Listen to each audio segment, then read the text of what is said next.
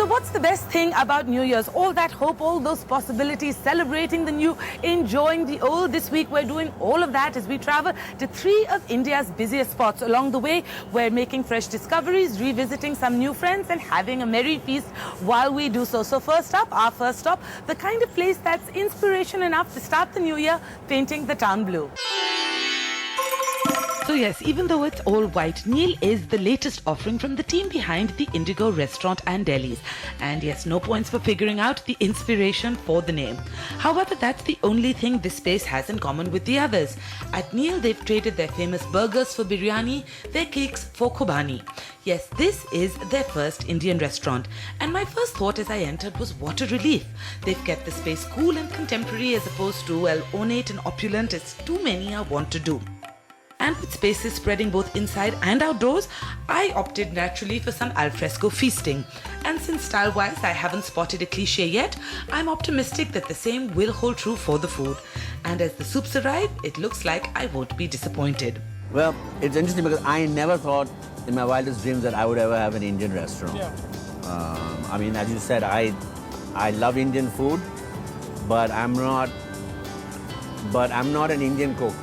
Our catering company called Movable Feast. His Indian food that we were doing there was really appreciated, and they sort of planted the seed in our head that why don't you take this to an a la carte format. And it's a good thing they did, as I discover as I start with 3 different soups.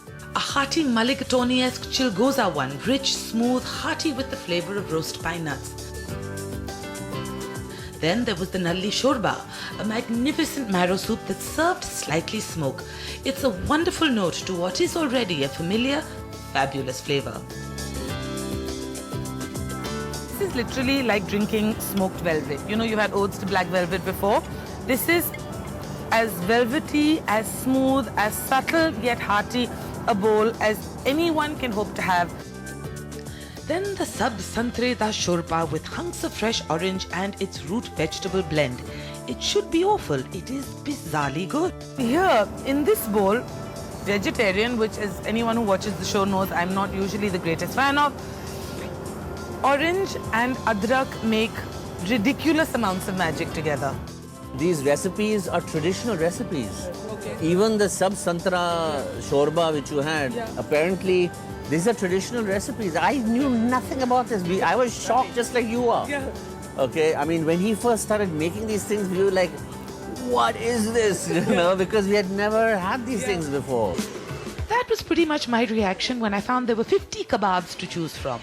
And though even I couldn't hope to try that many, I do believe I kept the tandoor busy enough with my selection. I start with the Adrak ke Panje, a beautiful stack of New Zealand lamb chops, juicy, burnt in all the right places, not drowning in masala. Light, subtle toothsome, the perfect demonstration of their philosophy. I mean, I guess the best way to describe it is the perfectly controlled kebab. Nothing in excess, everything perfect. हमारे अवधी खाने में इतना choice तो नहीं है, तो चलो हम क्यों ना कश्मीरी मुस्लिम फूड भी इंक्लूड करें और हैदराबाद का भी लेके और इसको जोड़ें तो शायद एक नया मुकाम आ सकता है. Where we did work with was cutting down the amount of marination. Yeah. You know, it's like sort of going from a primary color to a pastel, if you will. It's the same color, but it's a little toned down. Proof of that lies in the run of baby lamb that arrives next with tandoor roasted, still crunchy apples. It's a clever take on the classic Western tradition of roasts and fruit. And there's the Karachi kebabs, chicken tikkas bright with the beets they're marinated in, slightly caramelized around the edges, succulent beyond belief. And by the way, vegetarians don't switch off. Their extensive exploration of what they call Avadi Muslim fare has tossed in a surprise or 20. Like these, kebabs made of water chestnuts and bamboo shoots. Or the smoky sweet potatoes that should be a compulsory order. Or these, mushrooms cooked with green olives. And no, that's not fusion, it is apparently an old, close to forgotten Kashmiri recipe. All I can say is thank you for doing the research. I just get to enjoy the results. I refuse to talk about the luscious dum biryani on grounds that it might incriminate me for charges of excess eating. and will instead move straight to the sweet, since no jury could convict me for that, not when faced with the apricot halwa served in its envelope of warm puff pastry.